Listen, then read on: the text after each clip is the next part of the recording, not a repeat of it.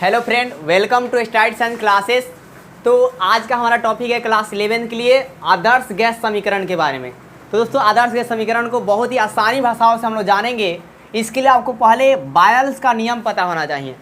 तो बायल का नियम क्या कहता है कि बायल के नियम से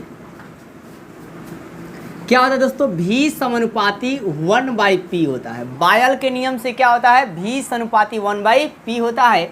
इसको आप समीकरण 1 मानेंगे। अब फिर दोस्तों दूसरा स्टेप क्या है, तो चार्ल्स के नियम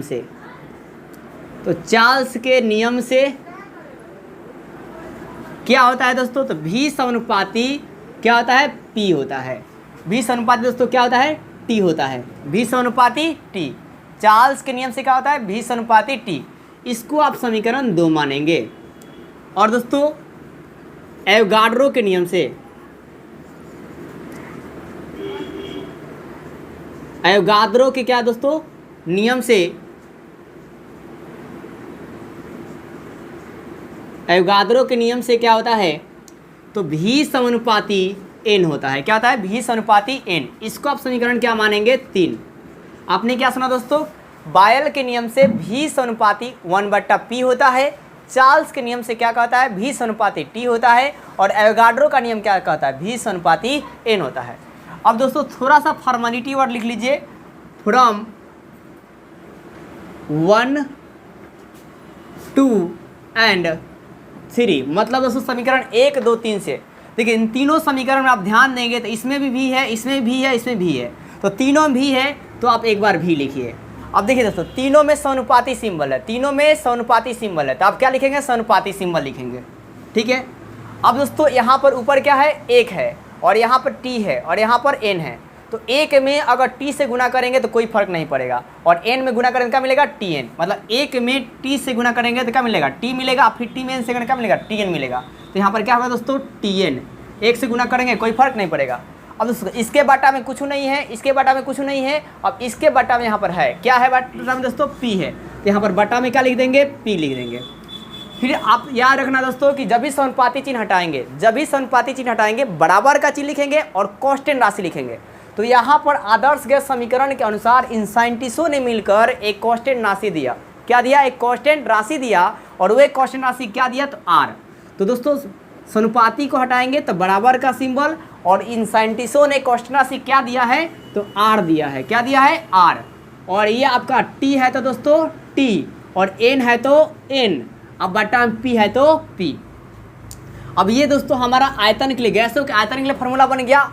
और आदर्श गैस समीकरण प्राप्त करना है तो हम यहाँ पर बटा में दोस्तों 1 मानेंगे और बाई क्रॉस मल्टीप्लाई करेंगे, तिरछी बाई क्रॉस मल्टीप्लाई करेंगे। तो RTN से 1 में गुना करेंगे, RTN से 1 में गुना करेंगे तो क्या मिलेगा दोस्तों, RTN, और बराबर है तो बराबर। और ऐसे ही तिरछा गुना करेंगे तो भी में p से कीजिएगा तो क्या मिलेगा दोस्तों, VP। क्या मिलेगा, VP। अब इसको सजा कर लिख लीजिए दोस्तों, तो VP बराबर क्या हो जाएगा, n को पहले लिख लीजिए, r है तो r लिख लीजिए, और t है तो t लिख लीजिए। VP बराबर nRT को, इसी को आदर्श गैस समीकरण कहा जाता है। VP बराबर nRT को क्या कहते हैं, आदर्श गैस समीकरण कहा जाता है। आप लिख सकते हैं कि इसे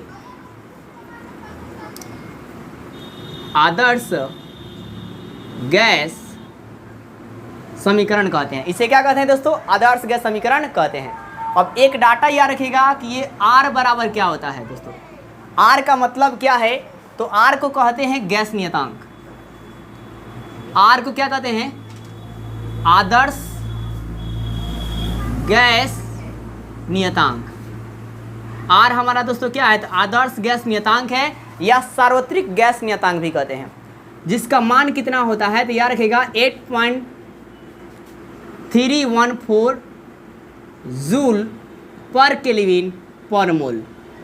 क्या होता है दोस्तों, 8.314 जूल पर केल्विन पर मोल होता है। ये क्या होता है, गैस नियतांक का मान होता है। आइए दोस्तों एक बार फिर से आपको रिकॉल करवाता हूँ कि बायल के नियम से क्या होता है, भी समानुपाती 1/p होता है। चार्ल्स के नियम से क्या होता है, भी समानुपाती t होता है। और एवोगाड्रो के नियम से भी समानुपाती n होता है।